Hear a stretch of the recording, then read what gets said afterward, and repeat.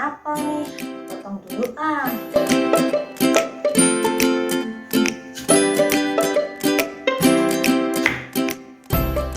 Wah, bagus, warnanya masih kelihatan segar banget. Warna apa ya? Lihat dulu ah.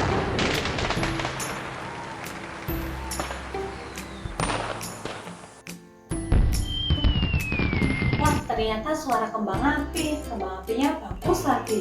Mau makan apel ah. Loh, kok apelnya jadi coklat gini ya? Padahal baru ditinggal sebentar. Gak mungkin kalau busuk. Orang tadi aja masih bagus, warnanya putih seger gitu. Tahukah kalian, kalau kalian memotong buah apel dan buah apel yang terkena udara, ternyata warnanya bisa berubah jadi coklat. Hal itu terjadi karena ada reaksi kimia, yaitu reaksi oksidasi. Oh iya, kembang api juga merupakan salah satu contoh terjadinya reaksi kimia, yaitu reaksi redoks. Apa itu reaksi oksidasi dan apa itu reaksi redoks? Silahkan simak video ini sampai habis ya.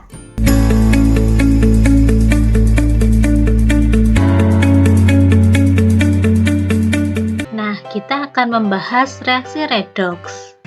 Di sini saya akan mulai yang pertama menjelaskan tentang reaksi reduksi. Reaksi reduksi bisa didefinisikan dilihat dari beberapa konsep. Konsep yang pertama yaitu pelepasan oksigen. Contohnya adalah reaksi pada fotosintesis. Jadi terlihat pada bagian reaksi bahwa reaksi itu melepaskan oksigen. Terlihat bahwa oksigen atau O2 terdapat pada sebelah kanan tanda panah. Ini juga bisa kalian lihat pada gambar ya. Kemudian berikutnya adalah reaksi reduksi, merupakan reaksi di mana terjadi penangkapan elektron. Bisa kalian lihat di sini elektronnya berada pada sebelah kiri tanda panah. Sedangkan konsep yang ketiga, reaksi reduksi, terjadi penurunan bilangan oksidasi. Untuk mengenai bilangan oksidasi nanti kita akan jelaskan lebih lanjut. Berikutnya adalah reaksi oksidasi. Untuk konsep yang pertama di sini reaksi oksidasi merupakan reaksi di mana terjadi penangkapan oksigen. Contohnya adalah oksidasi yang terjadi pada buah apel. Pada buah apel terdapat enzim yang bernama polifenol oksidase. Ketika dia terkena udara, maka enzim tersebut akan bereaksi dengan gas oksigen sehingga nanti akan menghasilkan okuinon. Nah, kemudian akan terjadi reaksi lebih lanjut di mana terbentuk zat yang bernama melamin. Zat melamin inilah yang menyebabkan buah apel yang terkena udara berwarna coklat. Konsep reaksi oksidasi yang kedua adalah pelepasan elektron, di mana pada reaksi terlihat bahwa elektron berada di sebelah kanan. Untuk yang ketiga yaitu kenaikan bilangan oksidasi. Untuk kenaikan bilangan oksidasi juga nanti akan dijelaskan lebih lanjut setelah ini. Nah, berikutnya kita akan mempelajari tentang reaksi redoks. Reaksi redoks merupakan singkatan dari reduksi dan oksidasi. Contohnya adalah reaksi yang terjadi pada kembang api. Sebelum kita mempelajari reaksi redoks, kita belajar dulu ya mengenai suatu bilangan oksidasi atau disebut juga dengan biloks. Biloks merupakan muatan suatu atom dalam suatu molekul atau ion akibat perbedaan keelektronegatifan. Gimana ya cara menentukan biloks? Kalian jangan bingung ya, akan kita bahas satu persatu. Nah, di sini ada beberapa hal yang harus kalian ingat dalam menentukan bilangan oksidasi. Yang pertama, jumlah total bilangan oksidasi seluruh atom dalam senyawa netral sama dengan 0. Kemudian yang kedua, jumlah total bilangan oksidasi seluruh atom dalam bentuk ion sesuai dengan muatannya. Kemudian yang ketiga, di sini saya buat semacam urutan kepastian biloks atom dalam senyawa. Jadi ada beberapa urutan di mana menunjukkan ada atom-atom yang biloksnya lebih pasti daripada atom yang lain. Bisa kalian perhatikan di sini ada logam-logam golongan 1A memiliki bilangan oksidasi plus 1 dalam senyawanya. Kemudian logam golongan 2A memiliki biloks plus 2, golongan 3A memiliki plus 3. Nah, biloks mereka itu lebih pasti dibandingkan dengan atom F, atom H, O, dan Cl, Bri, seperti itu. Kemudian untuk yang selanjutnya, F dalam senyawanya memiliki bilangan oksidasi -1 dan dia memiliki bilangan oksidasi yang lebih pasti daripada H, O, Cl, Br, dan I. Nah, begitu seterusnya. Nah, di sini ada contoh penentuan bilangan oksidasi pada beberapa senyawa dan ada juga pada ion. Yang pertama adalah NH3.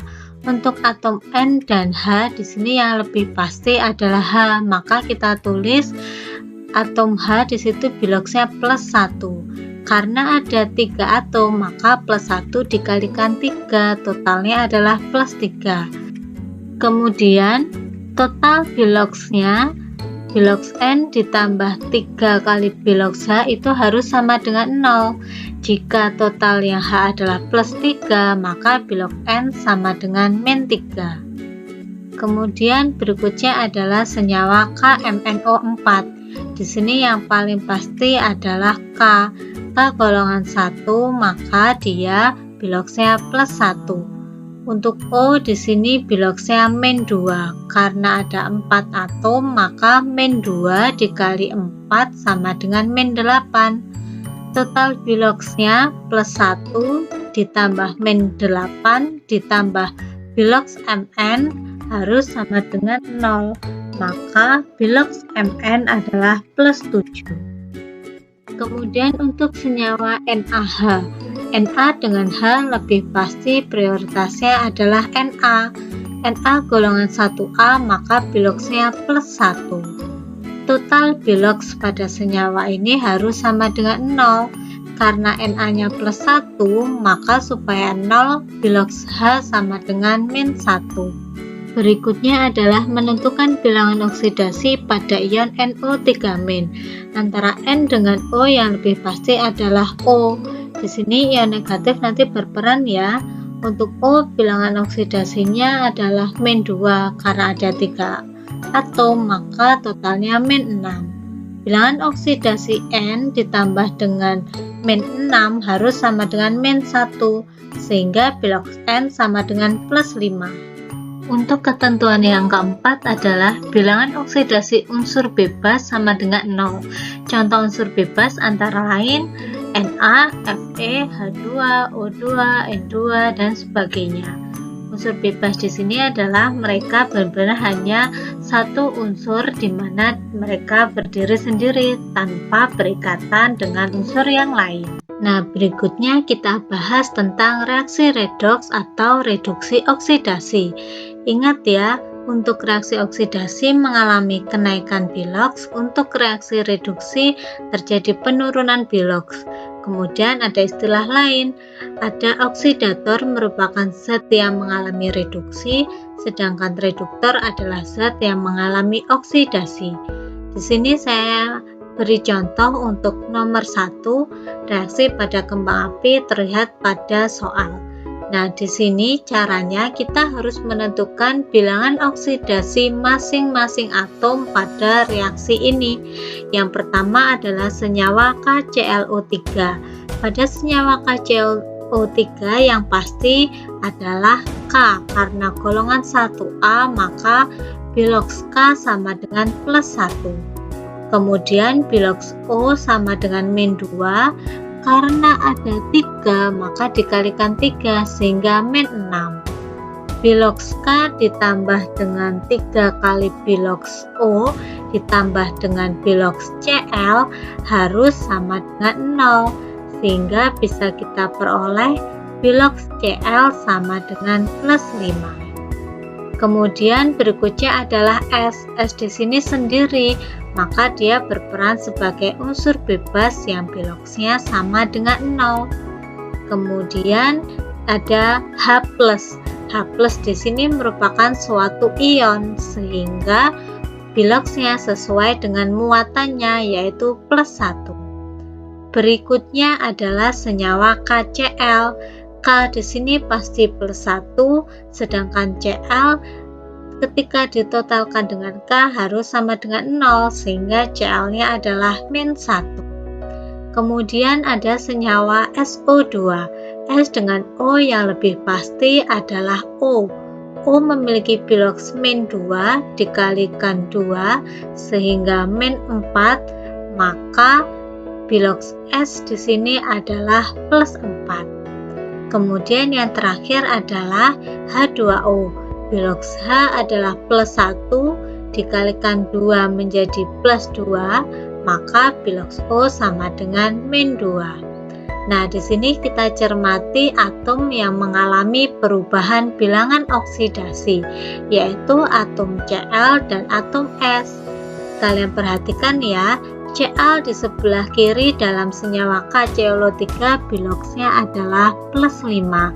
Di sebelah kanan ternyata Cl dalam KCl di situ biloksnya adalah -1, sehingga mengalami penurunan biloks, sehingga disebut sebagai reaksi reduksi. Sedangkan untuk atom S di sebelah kiri tadinya biloksnya 0, tetapi setelah bereaksi biloks S pada senyawa SO2 ternyata biloksnya +4. Karena mengalami kenaikan biloks, maka reaksinya disebut sebagai reaksi oksidasi. Nah, dalam reaksi ini kita harus menentukan oksidator, reduktor, hasil oksidasi, dan hasil reduksinya. Untuk oksidator, karena dia adalah zat yang mengalami reduksi, maka oksidatornya di sini adalah KClO3, sedangkan reduktornya adalah L. Untuk hasil oksidasi di sini adalah SO2, sedangkan hasil reduksinya adalah KCl. Untuk soal berikutnya, di sini ada soal nomor 2 yang reaksinya bisa kalian lihat. Caranya sama, kalian harus mencari bilangan oksidasi masing-masing atom seperti tadi. Jadi kalian cari biloks Cl, biloks Na, biloks O, H, kemudian biloks atom-atom juga yang di sebelah kanan tanda panah.